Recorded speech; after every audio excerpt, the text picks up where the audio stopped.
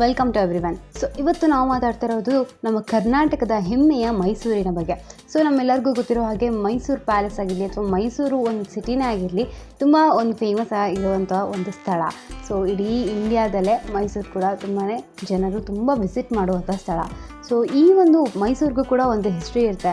So ಹೇಗೆ ಅದೆಲ್ಲ famous ಆಯಿತು, ಯಾವುದೆಲ್ಲ ಫೇಮಸ್ ಇದೆ, ಮೈಸೂರಿಗೆ ಹೋದರೆ ನೋಡಲೇಬೇಕಾಗಿರುವಂಥ ಒಂದಿಷ್ಟು ಪ್ಲೇಸಸ್ ಇದೆ. ಸೊ ಯಾವುದು ಏನು ಅದರ ಮಹತ್ವಗಳೇನು ಅಂತ ನಾನು ಈ ಒಂದು ವಿಡಿಯೋದಲ್ಲಿ ತಿಳ್ಕೊಳ್ಳೋಣ.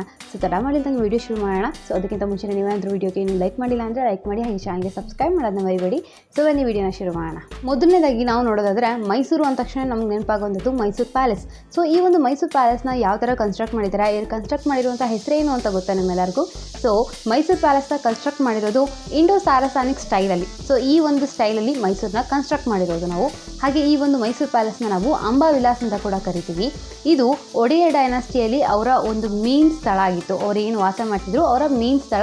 ಸೊ ಅಫಿಷಿಯಲ್ ರೆಸಿಡೆನ್ಸಿ ಅಂತ ನಾವೇನು ಹೇಳ್ತೀವಿ ಅದು ಒಡೆಯ ಡೈನಾಸ್ಟಿದಾಗಿತ್ತು ಮೈಸೂರು ಅರಮನೆ. ಹಾಗೆ ನಾವಿವಾಗ ಮಾತಾಡ್ತಾ ಇರುವಂಥ ಮೈಸೂರು ಅರಮನೆಯಲ್ಲಿ 1-2 ಲೈಟ್ಗಳಿಲ್ಲ, ಇಲ್ಲಿ ಬರೋಬ್ಬರಿ 97,000 ಲೈಟ್ಸ್ಗಳಿದೆ. ಸೊ ಈ ಮೈಸೂರು ಅರಮನೆಯಲ್ಲಿ ಈ ಎಲ್ಲ ಲೈಟ್ಸು ಯಾವಾಗ ಆನ್ ಆಗುತ್ತೆ ಅಂತ ನಾವು ನೋಡೋದಾದರೆ ವೀಕ್ ಡೇಸಲ್ಲಿ ಇದು ಆನ್ ಆಗಿರೋದಿಲ್ಲ, ವೀಕೆಂಡ್ಸಲ್ಲಿ ಮಾತ್ರ ಇದು ಆನ್ ಆಗುತ್ತೆ. ಮತ್ತು ಯಾವುದೆಲ್ಲ ಪಬ್ಲಿಕ್ ಹಾಲಿಡೇಸ್ ಬರುತ್ತೆ ಅವಾಗ ಎಲ್ಲರೂ ಅಷ್ಟೇ ಎಲ್ಲರೂ ಹೋಗಿ ಜಾಸ್ತಿ ವಿಸಿಟ್ ಮಾಡೋ ಕಾರಣ ಪಬ್ಲಿಕ್ ಹಾಲಿಡೇಸಲ್ಲಿ ಎಲ್ಲ ಕೂಡ ಈ 97 ಲೈಟ್ಸ್ ಕೂಡ ಆನ್ ಆಗಿರುತ್ತೆ. ಸೊ ಹಾಗೆ ಈ ನಮ್ಮ ಒಂದು ಮೈಸೂರು ಪ್ಯಾಲೇಸ್ ನಮ್ಮ ಇಡೀ ಇಂಡಿಯಾದಲ್ಲೇ ಮೋಸ್ಟ್ ವಿಸಿಟೆಡ್ ಪ್ಲೇಸ್ ಅನ್ನೋದ್ರೊಳಗೆ ಕೂಡ ಇದು ಹೋಗ್ಬಿಟ್ಟು ತನ್ನ ಹೆಸರನ್ನ ಅಲ್ಲಿ ಸುರಕ್ಷಿತವಾಗಿ ಇಟ್ಕೊಂಡಿದೆ. ಸೊ ನಾವು ಇವಾಗ ಇನ್ನೂ ಸ್ವಲ್ಪ ಹಿಸ್ಟ್ರಿಗೆ ಹೋಗೋಣ. ಸೊ ಮೈಸೂರು ಪ್ಯಾಲೇಸ್ ಹೇಗೆ ಬಿಲ್ಟ್ ಆಯಿತು, ಯಾವಾಗ ಬಿಲ್ಟ್ ಆಯಿತು ಅಂತ ನಾವು ನೋಡೋದಾದ್ರೆ ಮೈಸೂರು ಪ್ಯಾಲೇಸ್ನ ಬಿಲ್ಟ್ ಮಾಡಿರೋದು ಬಂದು 14ನೇ ಸೆಂಚುರಿಲಿ. ಸೊ ಇವಾಗ ನಾವಿರೋದು ಆಲ್ಮೋಸ್ಟ್ 21st ಸೆಂಚುರಿಲಿ, ಬಟ್ 14th ಸೆಂಚುರಿಲಿನೇ ಈ ಒಂದು ಮೈಸೂರು ಪ್ಯಾಲೇಸ್ನ ಬಿಲ್ಟ್ ಮಾಡಿದ್ರು. ಸೊ ಇದನ್ನ ಕಟ್ಟಿದವರು ಬಂದು ಒಡೆಯರ್ಸ್ ಫ್ಯಾಮಿಲಿಯವರು. ಸೊ ಒಡೆಯರ್ಸು ಏನು ರಾಯಲ್ ಫ್ಯಾಮಿಲಿ ಇತ್ತು, ಸೊ ಅವರೇ ಇದನ್ನ ಬಿಲ್ಟ್ ಮಾಡಿದ್ದು. ಸೊ ಈ ಒಂದು ಮೈಸೂರು ಪ್ಯಾಲೇಸ್ನ ಫಸ್ಟು ಕಟ್ಟಿದ್ದು ಕಟ್ಟಿಗೆಯಿಂದ ಕಟ್ಟಿರ್ತಾರೆ, ಅಂದರೆ ವುಡ್ಡಿಂದ ಇದನ್ನೆಲ್ಲ ಬಿಲ್ಟ್ ಮಾಡಿರ್ತಾರೆ. ಇವಾಗ ಯಾವ ಥರ ಇದೆ ಆ ಥರ ಇರೋದಿಲ್ಲ. ಸೊ ವುಡ್ಡಿಂದ ಇದನ್ನೆಲ್ಲ ಫುಲ್ ಬಿಲ್ಟ್ ಮಾಡಿರ್ತಾರೆ. ಬಟ್ ಈ ಒಂದು ಮೈಸೂರು ಪ್ಯಾಲೇಸ್ ನಾವು ಇವಾಗ ಏನು ನೋಡ್ತಿದ್ವಿ ಇದು ಅವಾಗಿನ ಥರ ಇಲ್ಲ. ಸೊ ಆ ಒಂದು ಮೈಸೂರು ಪ್ಯಾಲೇಸ್ ಫಸ್ಟ್ 14th ಸೆಂಚುರಿಲಿ ಏನು ಬಿಲ್ಡ್ ಆಗಿತ್ತು ಆ ಒಂದು ಮೈಸೂರು ಪ್ಯಾಲೇಸ್ನ ಆಲ್ರೆಡಿ ಅದನ್ನ ಅಲ್ಲೇ ಕೆಡು ಬಿಟ್ಟಿದ್ರು, ಅಂದರೆ ಅದು ಡೆಸ್ಟ್ರಾಯ್ ಆಗಿ ಹೋಗಿತ್ತು. ಸೊ ಇವಾಗಿರೋ ಮೈಸೂರು ಪ್ಯಾಲೇಸ್ ಕಂಪ್ಲೀಟಾಗಿ ಬೇರೆ. ಸೊ ಅಲ್ಲಿಂದ ಇಲ್ಲಿವರೆಗೂ ಪಯಣನ ನಾವು ನೋಡೋದಾದರೆ ಸೊ ಫಸ್ಟ್ ಏನು ಮೈಸೂರು ಪ್ಯಾಲೇಸ್ ಬಿಲ್ಡ್ ಆಗಿತ್ತು 14th ಸೆಂಚುರಿಲಿ ಅದು 1638ಕ್ಕೆ ಡೆಸ್ಟ್ರಾಯ್ ಆಗಿಬಿಡುತ್ತೆ, ಅದು ಲೈಟಿಂಗ್ ಅವರಿಂದ. ಸೊ ಅದಾದಮೇಲೆ ಕೂಡ ಅಷ್ಟೇ ಟಿಪ್ಪು ಸುಲ್ತಾನಿಂದ 2ನೇ ಬಾರಿ ಅದು ಡೆಸ್ಟ್ರಾಯ್ ಆಗುತ್ತೆ. ಅದು ಕೂಡ ಅಷ್ಟೇ 1739 ಟಿಪ್ಪು ಸುಲ್ತಾನ್ ಅವ್ರ ಕಡೆಯಿಂದ ಅದು ಡೆಸ್ಟ್ರಾಯ್ ಆಗುತ್ತೆ. ಅದಾದಮೇಲೆ ಮತ್ತೆ ಮೈಸೂರು ಪ್ಯಾಲೇಸ್ನ ಬಿಲ್ಡ್ ಮಾಡ್ತಾರೆ, ಆದರೆ ಅವಾಗ ಕೂಡ ಅಷ್ಟೇ ಅದು ಬೆಂಕಿಯಿಂದ ಮತ್ತೆ ಸುಟ್ಟು ಹೋಗುತ್ತೆ ಮೈಸೂರು ಪ್ಯಾಲೇಸ್. 3ನೇ ಸತಿ ಅದೇನು ಮತ್ತೆ ಹಾಳಾಗುತ್ತೆ ಅಲ್ವಾ ಬೆಂಕಿಯಿಂದ, ಅವಾಗ ಅದು ಹಾಳಾಗಿದ್ದು 1897ರಲ್ಲಿ ಇದು ಡೆಸ್ಟ್ರಾಯ್ ಆಗಿಬಿಡುತ್ತೆ ಕಂಪ್ಲೀಟಾಗಿ. ಅದಾದಮೇಲೆ 4ನೇ ಬಾರಿಗೆ ಮತ್ತೆ ಮೈಸೂರು ಪ್ಯಾಲೇಸ್ನ ಕಟ್ತಾರೆ, ಅದು 1912ರಲ್ಲಿ. ಸೊ ಅವಾಗ ಏನು ಕಟ್ಟಿದ್ದಾರೆ ಅದೇ ಮೈಸೂರು ಪ್ಯಾಲೇಸ್ ಇಲ್ಲಿವರೆಗೂ ಇರೋದು. ಸೊ ಇಲ್ಲಿ ನಾವು ನೋಡ್ತಾ ಬಂದರೆ ಫಸ್ಟಿಂದ 3 ಸತಿ ಮೈಸೂರು ಪ್ಯಾಲೇಸ್ನ ಹಾಳು ಮಾಡ್ತಾರೆ, ಒಂದು ಫೈಟಿಂಗಲ್ಲಾಗಿರಲಿ ಅಥವಾ ಬೆಂಕಿ ಹಾಕೋದಾಗಿರಲಿ. ಸೊ ಈ ಥರ ಏನೇನೋ ಒಂದಿಷ್ಟು ಕಥೆಗಳಾಗಿ 3 ಸತಿ ಮೈಸೂರು ಪ್ಯಾಲೇಸ್ ಹಾಳಾಗುತ್ತೆ. 4ನೇ ಸತಿ ಏನು ಮೈಸೂರು ಪ್ಯಾಲೇಸ್ ಬಿಲ್ಡ್ ಆಗುತ್ತೆ ಅದೇ ಇಲ್ಲಿವರೆಗೂ ನಿಂತಿರೋದು.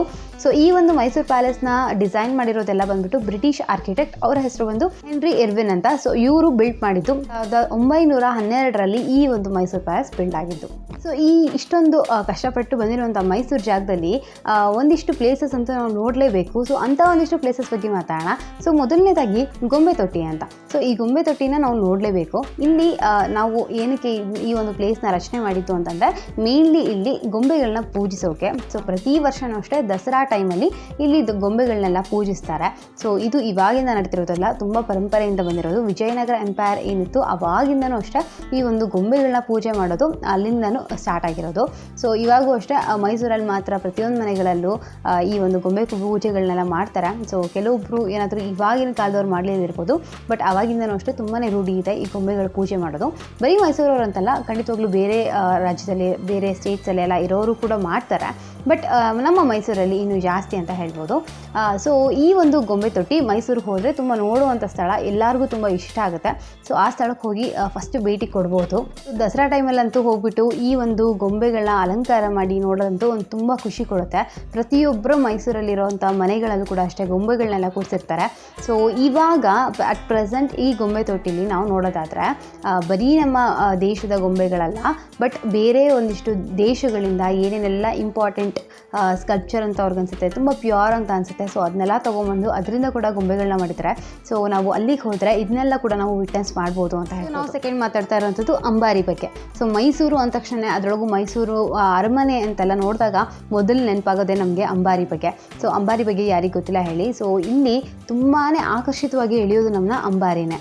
ಸೊ ಪ್ರತಿಯೊಬ್ಬ ಮೈಸೂರಲ್ಲಿ ಇರುವಂಥ ಪ್ರಜೆಗಳಿಗಾಗಿರಲಿ ಅಥವಾ ಅಲ್ಲಿರೋ ಎಲ್ಲ ಒಂದಿಷ್ಟು ಜನರಿಗೆ ಎಲ್ಲಿ ಹೋಗಿ ನೋಡಬೇಕು ಅರಮನೆನ ಅಂತ ಇರೋರೆಲ್ಲರಿಗೂ ಅಷ್ಟೇ ಈ ಅಂಬಾರಿನ ನೋಡಬೇಕು ಅನ್ನೋ ಆಸೆ ಕೂಡ ತುಂಬಾ ಇರುತ್ತೆ. ಅಲ್ಲಿನ ರಾಜರಿಗೂ ಅಷ್ಟೇ ಇದೊಂದು ತುಂಬಾ ರಾಯಲ್ ಸೀಟ್ ಅಂತಲೇ ಆಗಿತ್ತು. ಸೊ ಆ ಅಂಬಾರಿ, ಅಲ್ಲೆಲ್ಲ ನಡೀತಿರುವಂಥ ಮೆರವಣಿಗೆ, ಇದೆಲ್ಲನೂ ಅಷ್ಟೇ ನೋಡೋಕ್ಕೇ ಒಂಥರ ಸೌಭಾಗ್ಯ ಅಂತ ಹೇಳ್ಬೋದು. ಒಂದು ಅಂಬಾರಿನ ವುಡನ್ ಸ್ಟ್ರಕ್ಚರಲ್ಲಿ ಮಾಡಿದ್ದಾರೆ. ಹಾಗೆ ಇದು ಬರೋಬ್ಬರಿ 80 kg ಇದೆ. ಅದರೊಳಗೆ 80 kgಯ ಗೋಲ್ಡನ್ ಶೀಟ್ಸ್ ಕೂಡ ಹಾಕಿದ್ದಾರೆ. ಸೊ ಶೀಟ್ಸ್ ಎಲ್ಲ ಹಾಕಿ ಕವರ್ ಮಾಡಿದ್ದಾರೆ ಈ ಅಂಬಾರಿನ ಅಂತ ಹೇಳ್ಬೋದು. ಇದು ನೋಡೋಕ್ಕೆ ಮಂಟಪ ಥರ ಇರುತ್ತೆ. ಸೊ ಪ್ರತಿ ಸತಿನೂ ಅಷ್ಟೇ ಮೈಸೂರು ದಸರಾಗೆ ಹೋದಾಗ ಅಥವಾ ಎಲ್ಲಾದರೂ ಟಿ ವಿಲಾದರೂ ಅಷ್ಟೇ ನೋಡಿದಾಗ ಖಂಡಿತವಾಗ್ಲೂ ಈ ಅಂಬಾರಿನ ನಾವೆಲ್ಲರೂ ನೋಡಿರ್ತೀವಿ, ಹೇಗೆ ಗೋಲ್ಡಲ್ಲಿ ಇರುತ್ತೆ ಇದು ಅಂತ. ನಮ್ಮೆಲ್ಲರಿಗೂ ಗೊತ್ತಿರೋ ಹಾಗೆ ಅವಾಗಿಂದನೂ ನಡೆಸ್ಕೊಂಬಂದಂಥ ಪರಂಪರೆ ಇದು. ಆ ಒಂದು ಮಂಟಪದಲ್ಲಿ ಅಂದರೆ ಆ ಒಂದು ಅಂಬಾರಿ ಮೇಲೆ ನಮ್ಮ ಮೈಸೂರಿನ ಚಾಮುಂಡೇಶ್ವರಿ ದೇವಿ ಏನಿದ್ದಾಳೆ ಆ ಚಾಮುಂಡೇಶ್ವರಿ ಅದರೊಳಗೆ ಕೂತ್ಕೊಂಡು ಸವಾರಿ ಮಾಡ್ಕೊಂಡು ಬರ್ತಾರೆ. ಇದು ನಮಗೆ ಅವಾಗಿಂದನೂ ತಿಳ್ಕೊಂಬಂದಿರುವಂಥದ್ದು. ಸೊ ಅದು ಇವಾಗ ತನಕನೂ ಅಷ್ಟೇ ಆ ಒಂದು ಟ್ರೆಡಿಷನ್ ಫಾಲೋ ಆಗ್ತಾ ಬಂದಿದೆ. ಸೊ ಇನ್ನು ಮೈಸೂರು ಅಂದ ತಕ್ಷಣ ನಮಗೆ ಒಂದು ಪ್ಯಾಲೇಸ್, ಒಂದು ಮೈಸೂರು ದಸರಾ ಮತ್ತು ಚಾಮುಂಡೇಶ್ವರಿ, ಈ 3 ತಿಂಗಳು ಅಷ್ಟೇ ಅಟ್ ಅ ಟೈಮ್ ನೆನಪಾಗೋದು ಅಂತ ಹೇಳ್ಬೋದು. ಸೊ ಇವಾಗ ದೇವಸ್ಥಾನಗಳ ಬಗ್ಗೆ ಮಾತಾಡೋಣ. ಸೊ ಮೈಸೂರಿಗೆ ಹೋದವರು ದೇವಸ್ಥಾನಕ್ಕೆ ಹೋಗ್ಲಿದ್ದಂಗೆ ಯಾವತ್ತೂ ಬರೋದಿಲ್ಲ. ಸೊ ಅಲ್ಲಿ ಒಂದ್ಸತಿ ಯಾವ್ದಾದ್ರು ವಿಸಿಟ್ ಕೊಟ್ಟು ಬಂದೇ ಬರ್ತಾರೆ. ಸೊ ಆ ಮೈಸೂರಲ್ಲಿ ಸಾಕಷ್ಟು ದೇವಸ್ಥಾನಗಳಿದೆ, ಬಟ್ ಒಂದೊಂದು ದೇವಸ್ಥಾನದ ಬಗ್ಗೆ ಮಾತಾಡೋಣ. ಸೊ ಫಸ್ಟ್ ಮಾತಾಡ್ತಾ ಇರುವಂಥದ್ದು ಲಕ್ಷ್ಮೀ ರಾಮಾಯಣ ದೇವಸ್ಥಾನದ ಬಗ್ಗೆ. ಸೊ ಈ ದೇವಸ್ಥಾನ ಅಂತೂ ತುಂಬ ಹಳೆ ದೇವಸ್ಥಾನ. ಸೊ ತುಂಬ ಸಾಕಷ್ಟು ಜನ ಹೋಗ್ಬಿಟ್ಟು ಇದಕ್ಕೆ ಭೇಟಿ ಕೊಡ್ತಾರೆ. ಹಾಗೆ ಈ ಒಂದು ದೇವಸ್ಥಾನ ಇರುವಂಥದ್ದು ಪ್ಯಾಲೇಸಿನ ಒಳಗಡೆ ಇರೋದಿತ್ತು. ಸೊ ನೆಕ್ಸ್ಟ್ ನಾವು ಮಾತಾಡ್ತಿರುವಂಥ ದೇವಸ್ಥಾನದ ಹೆಸರು ಬಂದು ಶ್ರೀ ಶ್ವೇತವರಹ ಸ್ವಾಮಿ ಟೆಂಪಲ್ ಅಂತ. ಸೊ ನಮ್ಮ ಒಂದು ಅರಮನೆ ಏನಿದೆ ಆ ಅರಮನೆಯ ಸೌತ್ ಸೈಡ್ ಪಕ್ಕದಲ್ಲೇ ಇರುವಂಥ ದೇವಸ್ಥಾನ ಇದು. ಸೊ ಈ ದೇವಸ್ಥಾನನ ಹೊಯ್ಸಳರು ಅವರ ಒಂದು ಸ್ಟೈಲಲ್ಲಿ ಕಟ್ಟಿರುವಂಥದ್ದು. ಈ ದೇವಸ್ಥಾನ ತುಂಬ ಜನನ ಅಂದರೆ ಆಗಿನ ಟೈಮಲ್ಲಿ ಈ ಒಂದು ದೇವಸ್ಥಾನದ ಮೂಲಕ ತುಂಬ 10th ಇಂದ 14th ಸೆಂಚುರಿ ತನಕ ಜನನ ಕಂಟ್ರೋಲ್ ಮಾಡಿದೆ ಅಂತ ಕೂಡ ಹೇಳಾಗುತ್ತೆ. ಸೊ ಈ ದೇವಸ್ಥಾನ ಕೂಡ ಅಷ್ಟೇ ತುಂಬಾ ಪ್ರಸಿದ್ಧವಾದಂಥ ದೇವಸ್ಥಾನ ಇದು. ಈ ಒಂದು ದೇವಸ್ಥಾನ ಬಗ್ಗೆ ನಾವು ಮಾತಾಡ್ತಾ ಇರುವಂಥದ್ದು ಶ್ರೀ ತ್ರಿನಯನೇಶ್ವರ ಸ್ವಾಮಿ ಟೆಂಪಲ್ ಅಂತ. ಸೊ ಈ ಒಂದು ದೇವಸ್ಥಾನ ಮೈಸೂರಿನ ಒಂದು ಒರಿಜಿನಲ್ ಫೋರ್ಟ್ ಏನಿದೆ ಆ ಒರಿಜಿನಲ್ ಫೋರ್ಟಿಂದ ಹೊರಗಡೆ ಇರುವಂಥದ್ದು. ಅಂದರೆ ದೊಡ್ಡಕೆರೆ ಅಂತ ನಾವೇನು ಕರಿತೀವಿ ಅದ್ರ ಹತ್ತಿರ ಇರುವಂಥ ದೇವಸ್ಥಾನ ಇದು. ಇದು ಕೂಡ ಅಷ್ಟೇ ತುಂಬ ಹಳೆಯ ದೇವಸ್ಥಾನ. ಸೊ ಅಲ್ಲೆಲ್ಲ ಹೋದಾಗ ಇಂಥ ದೇವಸ್ಥಾನಗಳಿಗೆ ಭೇಟಿ ನೀಡಿದ್ರೆ ತುಂಬ ಚೆನ್ನಾಗಿರುತ್ತೆ. ಯಾಕಂತಂದರೆ ತುಂಬ ಹಳೆಯ ದೇವಸ್ಥಾನಗಳಾಗಿರೋದ್ರಿಂದ ಸೊ ಹಳೆ ಪರಂಪರೆಯನ್ನು ತೊಗೊಂಡಿರ್ತಾರೆ. ಸೊ ಅದನ್ನೆಲ್ಲ ನಾವು ಇವತ್ತಿನ ದಿನಕ್ಕೂ ಕೂಡ ವಿಟ್ನೆಸ್ ಮಾಡ್ಬೋದು. 4ನೇ ದೇವಸ್ಥಾನ ನಾವು ನೋಡೋಂಥದ್ದು ಬಂದು ಶ್ರೀ ಪ್ರಸನ್ನ ಕೃಷ್ಣ ಸ್ವಾಮಿ ಟೆಂಪಲ್ ಅಂತ. ಸೊ ನನ್ನ ಮನಸ್ಸಿಗೆ ಕೂಡ ಅಷ್ಟೇ ತುಂಬ ಹತ್ತಿರವಾಗಿರುವಂಥ ದೇವಸ್ಥಾನ ಇದು. ಸೊ ಈ ಒಂದು ದೇವಸ್ಥಾನನ ಏನು ಕಟ್ತಾರೆ, ಇದಕ್ಕೊಂದು ಸ್ಟೋರಿ ಇದೆ ಆ್ಯಕ್ಚುಲಿ. ಯಾಕೆಂತಂದರೆ ನಾವು ಇವತ್ತಿಗೂ ಅಷ್ಟೇ ಮೈಸೂರವರ ವಂಶದ ಹೆಸರು ಕೇಳುವಾಗ ಯದು ಅನ್ನೋದು ನಾವು ಮೊದಲು ಕೇಳ್ತೀವಿ. ಸೊ ಇದರ ಅರ್ಥ ಏನು ಅಂತಂದರೆ ಯದು ಅಂತಂದರೆ ನಮಗೆ ಗೊತ್ತಿರೋ ಹಾಗೆ ಕೃಷ್ಣ ಅಂತ. ಸೊ ಕೃಷ್ಣನಿಗೆ ರಿಲೇಟೆಡ್ ಆಗಿರುವಂಥದ್ದು. ಸೊ ತುಂಬಾ ಇವರು ಕೃಷ್ಣನ ಒಂದು ವಂಶದ ಕಡೆಯಿಂದ ಅಥವಾ ಕೃಷ್ಣನ ಹೆಸರಿಟ್ಕೊಂಡು ಬಂದವರು. ಸೊ ಡೀಸೆಂಟಾಗಿ ಕೃಷ್ಣನ ಕಡೆಯವರು ಅಂತ ಹೇಳ್ಬೋದು. ಸೊ ಆ ಥರ ಇದ್ದಾಗ ಕೃಷ್ಣರಾಜ್ ಒಡೆಯರ್ ಥರ್ಡ್ ಅಂತ ನಾವೇನು ಹೇಳ್ತೀವಿ ಅವ್ರಿಗೆ ತುಂಬ ಬೇಜಾರಿರುತ್ತೆ. ಯಾಕೆಂತಂದರೆ ಅವರ ಹೆಸರನ್ನ ಇಟ್ಕೊಂಡ್ಬಂದು ಕೃಷ್ಣನ ಹೆಸರನ್ನ ನಮ್ಮ ವಂಶದಿಂದ ತೊಗೊಂಡು ಬರ್ತಾ ಇದ್ದೀವಿ, ಆದರೂ ಕೂಡ ನಾವು ಕೃಷ್ಣನಿಗೋಸ್ಕರ ಒಂದೇ ಒಂದು ದೇವಸ್ಥಾನ ಕೂಡ ಕಟ್ಸಿಲ್ವಲ್ಲ ಇಷ್ಟು ದಿನಕ್ಕೂ ಅಂತ ಅವ್ರಿಗೊಂದು ಕೊರಗಿರುತ್ತೆ. ಅದಕ್ಕೋಸ್ಕರ ಅವರು ಇಲ್ಲ ಈ ಥರ ಎಲ್ಲ ಕೊರಗನ್ನ ಇಟ್ಕೋಬಾರ್ದು, ನಾವು ಹೇಗಾದರೂ ಮಾಡಿ ಕೃಷ್ಣನಿಗೂ ಕೂಡ ಒಂದು ಇನ್ನು ನಾವು ಥ್ಯಾಂಕ್ಸ್ ಅಂತ ನಾವು ಹೇಳ್ತೀವಿ, ಆ ಒಂದು ಮೂಲಕವಾಗಿ ಒಂದು ದೇವಸ್ಥಾನನ ಕಟ್ಟಿಸ್ಬೇಕು ಅಂತ ಈ ಒಂದು ಕೃಷ್ಣನ ದೇವಸ್ಥಾನನ ಕಟ್ಸೋಕ್ಕೆ ಶುರು ಮಾಡ್ತಾರೆ. ಇದನ್ನ ಕಟ್ಸೋಕ್ಕೆ ಶುರು ಮಾಡಿದ್ದು 1825ರಲ್ಲಿ. ಆದರೆ ಇದು ಮುಗಿದಿರ್ದಿದ್ದು 1829ರಲ್ಲಿ. ಅಂದರೆ 4 ವರ್ಷ ತೊಗೊತಾರೆ ಈ ಒಂದು ದೇವಸ್ಥಾನ ಕಟ್ಟೋದಕ್ಕೆ. ಸೊ ಇದು ಕೂಡ ಅಷ್ಟೇ ತುಂಬ ಹಳೆಯ ದೇವಸ್ಥಾನ. ಯಾಕಂತಂದರೆ 1825 ಅಂದರೆ ಆಲ್ಮೋಸ್ಟ್ 100-150 ವರ್ಷದ ಹಿಂದಿನ ದೇವಸ್ಥಾನಗಳಿವೆಲ್ಲ. ಸೊ ಇದು ಕೂಡ ತುಂಬ ಒಂದು ಅದ್ಭುತವಾದಂಥ ದೇವಸ್ಥಾನ ಅಂತ ಹೇಳ್ಬೋದು.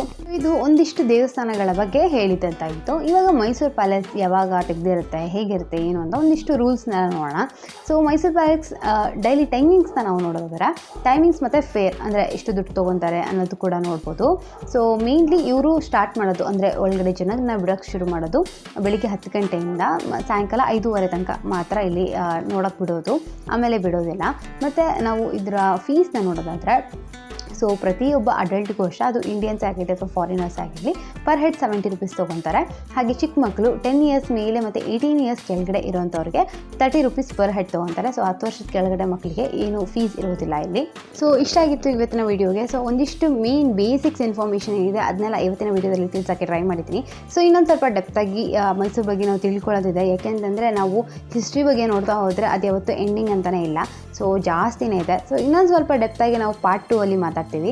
ಸೊ ಅದು ಕೂಡ ಅಷ್ಟೇ ನಮ್ಮ ಮೈಸೂರು ಪ್ಯಾಲೇಸ್ ಬಗ್ಗೆ ಆಗಿರುತ್ತೆ, ಹಾಗೆ ಕಂಪ್ಲೀಟ್ ಮೈಸೂರು ಬಗ್ಗೆ ಆಗಿರುತ್ತೆ. ಸೊ ಅದನ್ನು ಕೂಡ ಅಷ್ಟೇ ಆದಷ್ಟು ಬೇಗ ಆ ವಿಡಿಯೋ ಬರುತ್ತೆ, ಯಾರು ಮಿಸ್ ಮಾಡಬೇಡಿ. ಸೊ ಹೋಪ್ ನಿಮ್ಮೆಲ್ಲರಿಗೂ ಈ ಒಂದು ವಿಡಿಯೋ ಇಷ್ಟ ಆಗಿದೆ ಅಂತ ಅಂದ್ಕೊಂಡಿದ್ದೀನಿ. ನಿಮ್ಗೆ ಏನೇ ಡೌಟ್ಸ್ ಅಥವಾ ಏನೇ ಇದ್ರೂ ಕಮೆಂಟ್ ಸೆಕ್ಷನಲ್ಲಿ ನೀವು ತಿಳಿಸ್ಬೋದು. ಸೊ ಮತ್ತೊಂದು ವಿಡಿಯೋದಲ್ಲಿ ಸಿಗ್ತೀನಿ. And then take care, bye.